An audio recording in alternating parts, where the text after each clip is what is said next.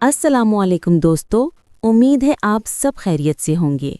पिछली किस्त में डॉक्टर आर्यान एक खौफनाक राज के करीब पहुंच चुका था, लेकिन आज की किस्त में वो कदम रखने जा रहा है उस तारीक सुरंग में जहां मुर्दा खाना अपनी असली शक्ल दिखाएगा। तो आइए शुरू करते हैं आज की किस्त, मुर्दा खाना, किस्त नंबर 4। अगली सुबह डॉक्टर आर्यान हैदर के लिए सूरज की रोशनी में भी कोई तसल्ली नहीं थी। रात का मंजर, सियाहपोश आदमी, सुर्ख लकीरें और नईम की बेजान लाश पर टपकता सियाह पानी उसके जहन में एक जहरीले ख्वाब की तरह जमा था। वो जानता था कि अब यहाँ रुकना या खामोश रहना सिर्फ मौत को दावत देना है। नाश्ते की थाली पर शफीक की बेचैनी और भी बढ़ गई थी। वो खाना लाया और फौरन पलटकर दरवाजे की तरफ बढ़ने लगा। आर्यान ने आहिस्तगी से कहा, शफीक बैठो। शफीक रुक गया। उसकी पीठ आर्यान की तरफ थी। सर, आवाज में लर्जिश थी।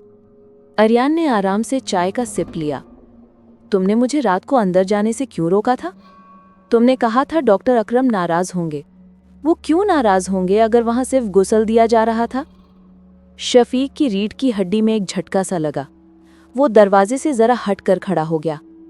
सर, आप ज्यादा ना सोचें। वो जगह ठीक नहीं है, बहुत पुरानी है। दाई निसारन अपना काम करती है, उसकी रसूमात हैं। रसूमात? आर्यान ने अपना ग्लास मेज पर रखा। धात की खनक कमरे के सन्नाटे में गूंजी। लाश के सीने पर काला पानी डालना और मंतर पढ़ना कब से मेडिकल की रस्म बन गया शफीक? शफीक का चेहरा जर्द पड़ गया। उसने झुककर सरगोशी में कहा, सर, उनकी बात मत करें, वो बहुत खतरनाक है। डॉक्टर अकरम सिर्फ मुंतजिम है। ये जगह असल में उनकी है। किन की? वो स्यापोश आदमी कौन था? आर्यान ने अपनी आवाज दबाकर पूछा। शफीक ने खौफ से इर्द गिर्द देखा। मैं नहीं जानता सर, मैंने आज तक उसका चेहरा नहीं देखा। वो रात का मेहमान है। जब भी कोई लाश आती है, दाई उसे बुलाती है। वो यहाँ चीजें निकालने आता है। चीजें? क्या मतलब? शफीक ने मजीद सर झुका लिया, जैसे जमीन में समाना चाहता हो। यही तो है सर, ये अस्पताल पुराना कब्रिस्तान है जो ऊपर से अस्पताल लगता है। यहाँ लाशें रखी नहीं जाती, उन्हें इस्तेमाल किया जाता है। डॉक्टर अकराम के कागजात में हर लाश का इंदराज होता है और फिर वो गायब हो जाती है। और तुम सब ये खामोशी से देखते हो?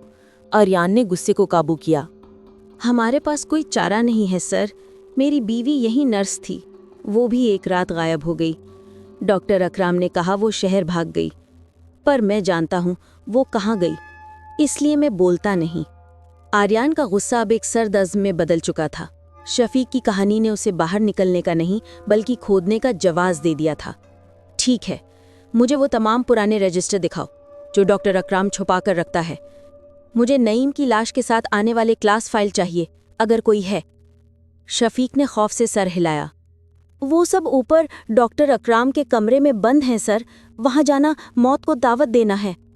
दोपहर के खाने के वक्फे में जब डॉक्टर अकराम हमेशा की तरह अपने कमरे में कुफल लगाकर कहीं गायब हो गया, आर्यान ने मौका देखा। उसने शफीक को बाहर खड़ा किया और खुद सीढ़ियों की तरफ बढ़ा। डॉक्टर इकराम का कमरा बरामदे के आखिर में एक तारीक किला लग रहा था। दरवाजे पर पुराना जंग आलूद ताला था। आर्यान ने अपना छोटा मेडिकल किट निकाला। उसके पास पुराने तालों को खोलने का एक हुनर था। 5 मिनट की मोहतात कोशिश के बाद टक की एक हल्की सी आवाज आई और ताला खुल गया। अंदर का कमरा बाहर की तरह ही सर्द था, मगर यहाँ हवा में तंबाकू, पुरानी चमड़ी और किसी अनोखी जड़ी बूटी की मिली-जुली बू थी। मेज पर मरीजों की बेतरतीब फाइलें पड़ी थीं। आर्यान ने फौरन नजर दौड़ाई। मेज के एक कोने में मोटे बाइंडरों का एक ढेर था, तारीख, अमवात और नामों के इंदराजात। आर्यान ने पहला बाइंडर खोला। सफ़ा अव्वल पर हाथ से लिखा था, रिकॉर्ड्स बराए खामोश मेहमानाने खाक। आर्यान की सांस हल्क में अटक गई। उसने अगले सफ़े को पलटा। हर अंदराज में तारीख, नाम और फिर एक छोटा सा कॉलम था, जिसके नीचे सिर्फ एक अलामत बनी हुई थी, एक अजीबो गरीब मुड़ी हुई लकीर। वो बाइंडर के बीच में पहुंचा। उसने वो तारीख ढूंढी जब शफीक की बीवी गायब हुई थी। नाम लिखा था नौरीन बेगम, नर्स, और कॉलम में वही मुड़ी हुई अलामत। आर्यान ने जल्दी से नईम का अंदराज ढूंढा। 17 सितंबर, उसका नाम, और कॉलम में भी वही मनहूस अलामत। लेकिन सबसे ज्यादा खौफनाक चीज बाइंडर के आखिरी सफ़े पर थी। आखिरी अंदराज था, मगर अभी तक तारीख दर्ज नहीं थी। नाम डॉक्टर आर्यान हैदर, और अलामत के खाने में पेंसिल की हल्की सी लकीर खींची थी, जैसे सिर्फ आगाज किया गया हो। आर्यान का दिल सीने में जोर जोर से धड़का। बाहर बरामदे में किसी के कदमों की धीमी चाप सुनाई दी। वो शफीक नहीं था। आहट बोझिल थी। कोई आहिस्ता से सीढ़ियों से ऊपर आ रहा था। आर्यान ने बाइंडर बंद किया, ताला लगाया और चुपचाप दरवाजे के पीछे छुप गया। बोझल कदमों की चाप करीब आती गई और डॉक्टर आर्यान हैदर दरवाजे के पीछे दबका अपनी सांसें रोके खड़ा था। ये कदम शफीक के हल्के लरसते कदमों से कहीं ज्यादा वजनी और धीमे थे। ताले में चाबी की सर्द खनक सुनाई दी। आर्यान की कनपट्टियों में खून दौड़ रहा था। उसने पल भर में अंदाजा लगाया, अगर वो डॉक्टर अकरम है तो उसे शायद दरवाजा खोलने में मजीद 2 सेकंड लगेंगे। आर्यान ने तेजी से बाइंडर को उसकी जगह पर धकीला और पिछली खिड़की की तरफ लपका। खिड़की पर जंग आलूद सलाखें थीं, मगर शुक्र है खुंडी ढीली थी। जैसे ही बाहर से चाबी की आवाज आई, आर्यान ने खिड़की को खोला और बगैर देखे नीचे छलांग लगा दी। वो एक छोटे से उगड़ी हुई झाड़ियों वाले कोने में गिरा। कमरे के अंदर दरवाजा खुलने और बंद होने की आवाज आई। आर्यान ने अपने हाथ से मिट्टी झाड़ी और दबे पांव उस कोने से निकलकर वापस राहदारी की तरफ भागा। चंद लम्हों बाद वो अपने कमरे में पहुंचा और दरवाजा लॉक कर लिया। वो अभी तक बुरी तरह हाँप रहा था। जैसे ही उसने पानी पीने के लिए जग उठाया, दरवाजे पर जोरदार दस्तक हुई, जिससे जग उसके हाथ से छूटते छूटते बचा। डॉक्टर आर्यान, बाहर से डॉक्टर अकराम की बोझल सर्द आवाज आई। आपने मेरे कमरे का ताला क्यों छेड़ा? आर्यान एक लम्हे को साकित रहा। क्या उसे यकीन था कि मैं अंदर था? कोई गलतफहमी हुई है डॉक्टर अकराम, मैं अभी कमरे में दाखिल हुआ हूँ। रात की ड्यूटी के बाद नींद पूरी कर रहा था। नींद? डॉक्टर अकराम की बाहर से सर्द हंसी की आवाज आई। आराम कीजिए डॉक्टर आर्यान, बस याद रखिए इस अस्पताल में हर कोई आपकी ड्यूटी पर नजर रखता है, खास कर जब आप ऐसी चीजों में दिलचस्पी लेने लगें जिनका आपके शोबे से कोई ताल्लुक नहीं है। ये एक वाज़ेह धमकी थी। अभी मुझे एक ज़रूरी काम से मुर्दा खाने जाना है। रात को मिलते हैं और तफसील से बात करते हैं। ये कहकर डॉक्टर अकराम के कदमों की चाप दूर होती गई। शाम को जब गहरी धुंध एक बार फिर अस्पताल को अपने पुरस्रार आगोश में ले चुकी थी, शफीक आर्यान के लिए खाना लाया। वो इंतहाई घबराया हुआ था। सर, आपने ताला क्यों छेड़ा? शफीक की आवाज़ टूट रही थी। डॉक्टर अकराम ने मुझे वार्ड में बुलाया था और पूछा था कि आप कहाँ थे। उन्होंने कहा अगर आप ढूंढना बंद नहीं करेंगे तो ये अस्पताल आपको खुद ढूंढ लेगा। आर्यान ने शफीक को खाने की थाली के पास बैठने का इशारा किया। शफीक, मेरी बात सुनो। तुम भी जानते हो कि यहाँ गलत हो रहा है। तुम्हारी बीवी, नईम और अब मेरा नाम इस लिस्ट में है। हम सबको एक ही अलामत से निशानजद किया गया है।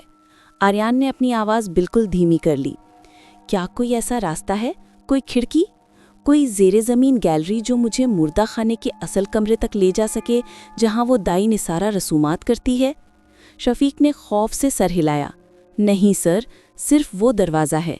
फिर उसकी नज़र कमरे के कोने में बिस्तर के पीछे लकड़ी के तख्ते पर पड़ी, जो दीवार की नमी की वजह से फूल चुका था। 1 मिनट, शफीक रुका। हमारे बचपन में खान बाबा चौकीदार कहता था कि ये कमरा कभी पुराने कब्रिस्तान का हिस्सा था। जब इस पर अस्पताल बनाया गया तो ये दीवार। शफीक आगे बढ़ा और बिस्तर के पीछे उस फूले हुए तख्ते को दबाया। तख्ता चुरचुराकर अंदर की तरफ झुक गया। पीछे एक तंग तारीक मिट्टी की सुरंग नजर आई। सुरंग से मिट्टी और नमकीनी की गहरी बू आ रही थी और एक दबी दबी सड़ी हुई बास। ये क्या है? आर्यान ने झुककर देखा। शफीक खौफ से कांपने लगा। ये किसी पुराने कब्रियां ज़ेरे ज़मीन रास्ते का हिस्सा है। खान बाबा कहता था ये दरवाज़ा सदियों से बंद है। शायद ये सुरंग मुर्दा खाने के पुराने तहखाने तक जाती है। आर्यान ने एक गहरी फैसलाकुन सांस ली। उसकी आंखों में अब कोई खौफ नहीं था, सिर्फ सच्चाई जानने की तड़प थी। यही मेरा रास्ता है। अब मुझे राख और काले पानी का मतलब जानना है। शफीक ने आर्यान का बाजू पकड़ लिया। नहीं सर, रात को मत जाइए। आज की रात निसारन और वो साया अपना बड़ा शिकार ढूंढेंगे। आर्यान ने मुस्कुराकर हाथ हटाया। वो अपना शिकार नहीं ढूंढेंगे शफीक, वो मेरा इंतज़ार कर रहे हैं और मुझे मायूस नहीं करना चाहिए। आर्यान ने अपने कमीज़ के नीचे अस्पताल की सबसे तेज़ और बड़ी जर्राही की चाकू छुपा ली। उसने सुरंग की तरफ देखा। अंधेरे में एक ठंडा नागवार रास्ता उसका इंतज़ार कर रहा था। दोस्तों, ये थी कहानी मुर्दा खाना की चौथी किस्त। अब सवाल ये है, क्या डॉक्टर आर्यान जिंदा वापस आ सकेगा? ये जानने के लिए अगली किस्त ज़रूर देखें।